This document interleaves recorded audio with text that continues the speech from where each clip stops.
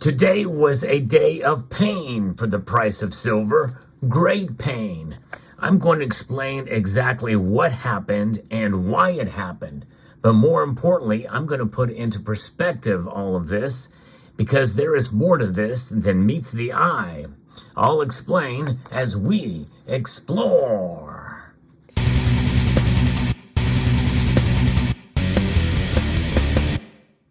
Mere moments before the markets close, silver is down over 2.2%. In fact, it did drop over 3% today earlier. Now, some critics of this channel will say, that's not that much of a drop. Yes, but for one day, it is big news, and it is a plunging in the silver's price. So this is why we talk about it. Day-to-day movements do not change the fundamentals of stacking, but I think it's a good idea to understand why things happen. And believe it or not, the natural market plays a much greater role than you think. And that's the first little hint of what I'm going to be talking about, why there's more to this than you think. Because in the end, it's about some of the economic data that has been released that really flies in the face of the narrative of logic and common sense, right? For most of us, we don't understand why some of these numbers have been positive. For instance, much greater than expected GDP numbers of 3.3%. We got that earlier. Well, I somewhat explained that. But this new data, which has to do with employment numbers, is even greater, and this is telling us what's going on here in terms of what these numbers are. This is a massive surprise that we've seen. In fact, two pundits that are on the conservative side, Rick Santelli and Larry Kudlow, were shocked and basically had to concede as to what's going on here with the numbers in Biden's economy, the Bidenomics. But I think they're conceding a little bit too much. Now, for those of you who know me, you know that I do like to try to be as intellectually honest as possible. The numbers speak for themselves. Total non-farm payroll employment rose by 353,000 in January, and the unemployment rate remained at 3.7%. The U.S. Bureau of Labor Statistics reported job gains occurred in professional and business services, healthcare, retail trade, and social assistance. Employment declined in the mining, quarrying, and oil and gas extraction industry. Although, notwithstanding, on another note, there has been an increase in domestic drilling. In fact, I hear we're the largest producer of oil now. Again, it's kind of crazy to see, as Rick Santelli said, this is a whopper. He's blown away by the expectations and with this huge jump, especially in average hourly wages. Economists predicted that the economy would gain 185,000 jobs in January, but when it was released, the report blew away that figure. And, it's something. When we see this thing happening here, it's mind-blowing. If we look at the unemployment rate, it's 3.7%. It remained 3.7%. But just for history's sake, the 3.4% low that we had was the lowest since 1953. And that was April of last year. If we look at the monthly hourly earnings, a huge jump up, 6 to 10%, up 0.6 of a percentage point, and equals March of 2022. And to find a higher number, you have to go to January of 2022. And also, for some context, the amount of year over year is also popping 4.5%. We're expecting 4.1% year over year. Average earnings began as the data set in 2017 all the way to when it started. The high was 3.6%. So that is the analysis here from CNBC, from Rick Santelli. Now, there's more to this than meets the eye, folks, when we break it all down. Some of these numbers will probably get revised downward in coming months. You've heard me talk about the chefs at the Cook the Books Club, a phraseology that I've been reluctant to use for many, many years. I actually heard it from the late Jim Comiskey. Give him credit for that, who used to use that phraseology a number of years ago, like about 10 years ago, in fact, 10 or more years ago. But nonetheless, because I really was doubtful, skeptical of it, because I figured, well, most of our reporting agencies are essentially nonpartisan. They're just giving us the data and the facts. But we've come to find out that many of our three-letter agencies indeed are not so honest. I'm going to get into that in a moment. But nonetheless, this has caused the precious metals to fall. Why? Well, because of the usual factors, bond yields and the dollar index. In fact, as I record this video, the dollar index indeed is up. It's up 0.83% to 103.91. Now, when I last reported, it was 103 and smaller, 103 and change, very small amount of change. Now it's almost at 104. But it really smacked down silver. Now, silver's price has fallen, and it has fallen much more, by the way, than gold. And gold is holding its own. And though I am a fan of low silver prices, this is the time to buy. If there's ever a time to buy, I believe we're near the bottom, folks.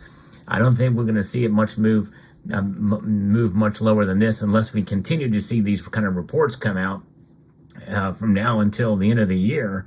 I don't see it moving much lower than this. 2250 has kind of been where my support level has been, just anecdotally for myself. But, that we could blow past that. There's a possibility, and that provides an even greater opportunity if that's the case.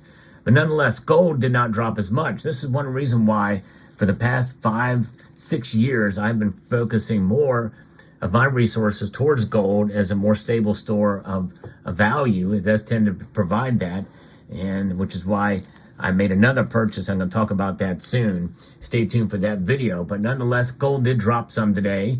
It dropped $17.90, which equates to about a 0.87% drop, to $2,037.30 an ounce. But silver got hammered. And so that is what's happening here.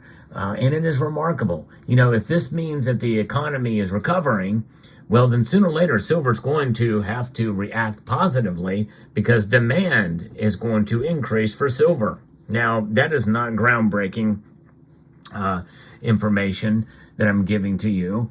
If we don't have a recession, even though I do think we're probably at the cusp of one, even in spite of the GDP numbers, because sooner or later something's got to give somewhere, and I'm going to talk about that because there's more to this than meets the eye.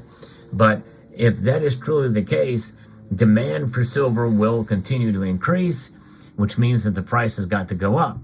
If we do head into recession, well, that means that likely they're going to lower rates. If they lower rates, then that should prove positive, at least to some extent, to gold and by extension silver. And silver has a lot more room to move up and usually tends to outperform gold on the way up as it underperforms gold on the way down.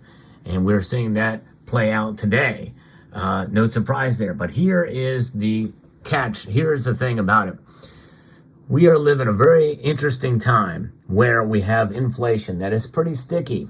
3.4% and has risen. Now they use other numbers and in terms of the core index and the month over month rate is, they attribute it to disinflation, but it's still at 3.4% when you take into all the other things that are out there that are high in price. They have stayed well above the record 40-year inflation. What we've seen, we've seen disinflation, which means a decrease in the rate of inflation year over year. But those high prices remain and continue to go up. That's right, they continue to go up at a rate of 3.4% per year. Now, I haven't looked out over this thing about the wages. The wages going up there. They were saying, I guess, somewhere around 4.7%. The year over year is a whopping 4.5% in terms of wages, I guess. And if inflation is at 3.4%, then I guess that's good. If they're getting that, they're outpacing inflation. But nonetheless, what's happening here, folks? People need to work. People need to work now. It is no longer stymied checks coming from the government from the shutdowns. People are having to go back into work. There's still people trickling back into, or not trickling, they're rushing back in now in order to get jobs that have for so long have been outside of the job market. This is still happening in recovery from the shutdowns that we saw a couple of years ago.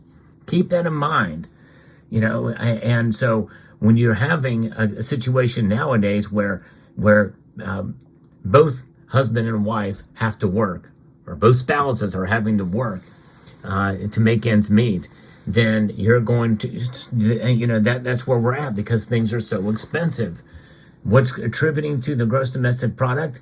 Not only are the things that I mentioned about things are going up, people are having to pay, are buying things to protect themselves against inflation, not just silver, by the way.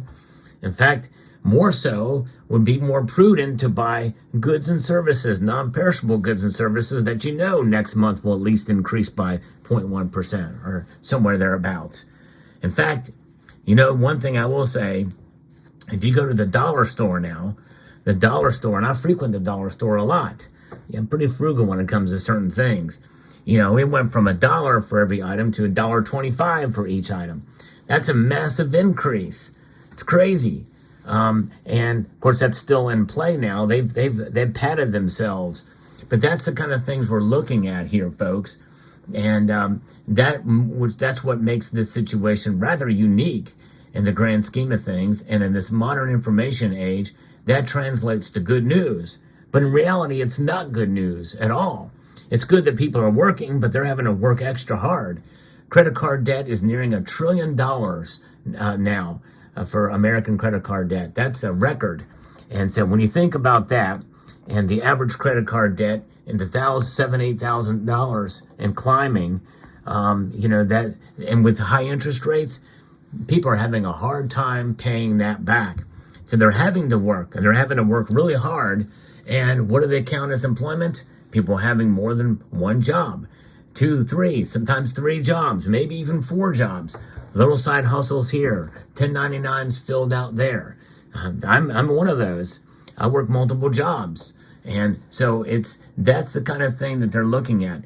We're no longer in an economic situation where people have the option to get a side job or what have you just for fun. Now it's become necessary for a lot of Americans. The economy really is not doing as well as they say. It's an economy of necessity. That's the difference. That's the thing that you have to understand here.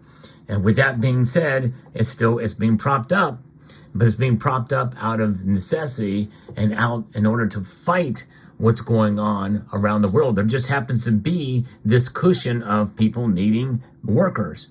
There are jobs to be had if people are willing to do the work. And it's going to sooner or later come to a point now where people are going to have to find jobs that they don't want to do. I know when I was unemployed, I was about ready to find jobs that would be considered far below my pay grade in service industries and what have you, based off of my education and experience. But heck, I was willing to take it if that's what it came down to it. And so you have to understand that that's the situation where a lot of Americans are right now. And at situations like this, it's not going to last too long if we continue to see prices continue to go up.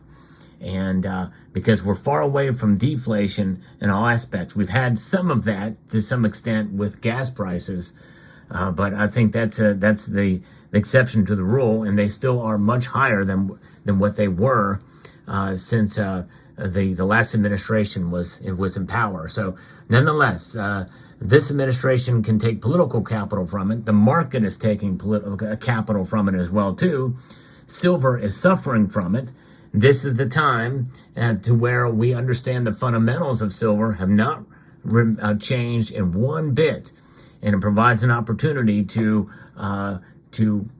enhance your dollar cost average by accumulating as you can, at least at this point in time, depending on what your financial situation is like. So that is the story behind what's going on in the economic numbers that are pushing silver down so dramatically. Let me know what your thoughts are down below. If you enjoyed content like this, I hope you will consider subscribing to the channel. Pressing that like button really does help the channel. And so I'd like to extend a multitude of gratitude to you all for taking the time to watch, and to encourage you to please rate, share, comment, and subscribe.